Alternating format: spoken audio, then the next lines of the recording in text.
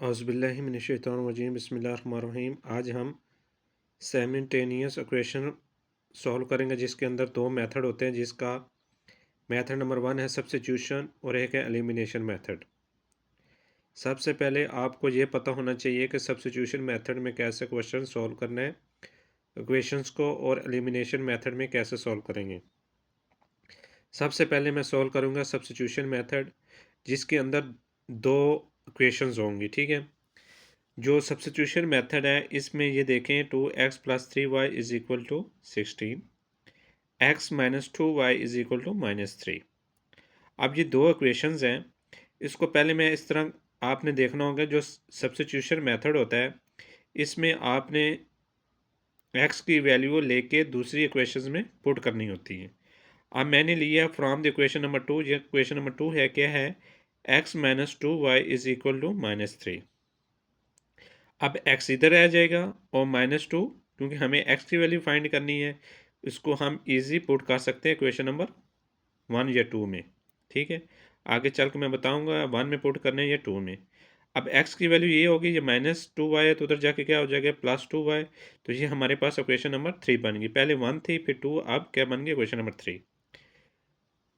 अब जो next step है उसमें आपने ये करना है कि इक्वेशन नंबर 3 को पुट करना है इन इक्वेशन नंबर 1 में। उनकी वैल्यू किसकी, अब सारी इक्वेशन में x की वैल्यू पुट करनी है आपने। ठीक है, जहाँ पे x होगा वहाँ पे आपने उसकी वैल्यू पुट कर दे। इक्वेशन नंबर 1 क्या है, 2x+3y इज इक्वल टू 16। अब 2 की जगह 2 लिख दिया।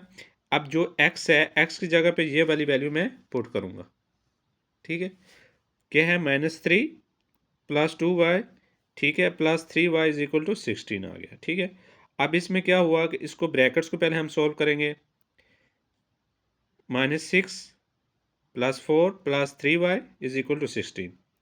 अब जो y वाले हैं उनको प्लस कर दो, -6 और 7 हो गए, 4+3 7 हो गए, इज इक्वल टू 16। अब 7y पॉजिटिव आ गया क्योंकि बड़ी वैल्यू के साथ पॉजिटिव है।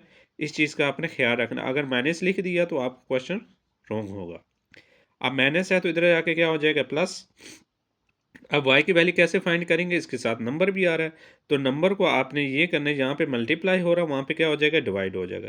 That's your answer. ये आ गई y की वैल्यू आपकी। ठीक है, अब जो y की वैल्यू हमने फाइंड की है, इसको हमने इक्वेशन नंबर 2 में पुट करते हैं। ये हमारी इक्वेशन नंबर 2 ये है। ठीक है, अब x की जगह x-2 एंड क्या हमारे y की वैल्यू है 22/7।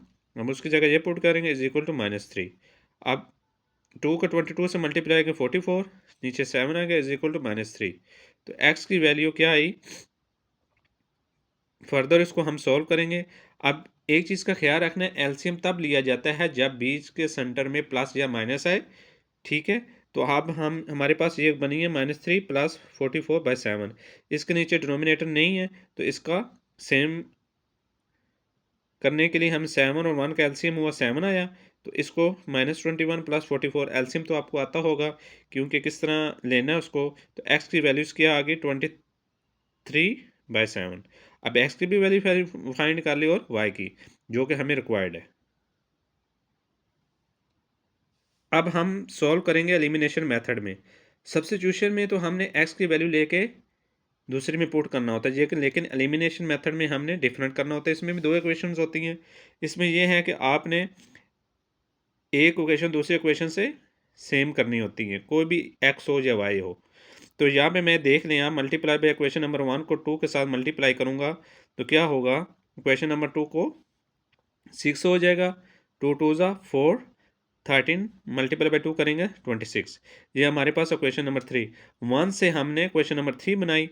अब हम क्या करेंगे, इक्वेशन नंबर 2 ये वाली, इक्वेशन नंबर 3 को हम ऐड करेंगे, 1 वाली स्किप हो जाएगी। ठीक है, क्योंकि हमने 1 से थर्ड हमने फाइंड की है। ये लेके मैं सेपरेट लिख दी है।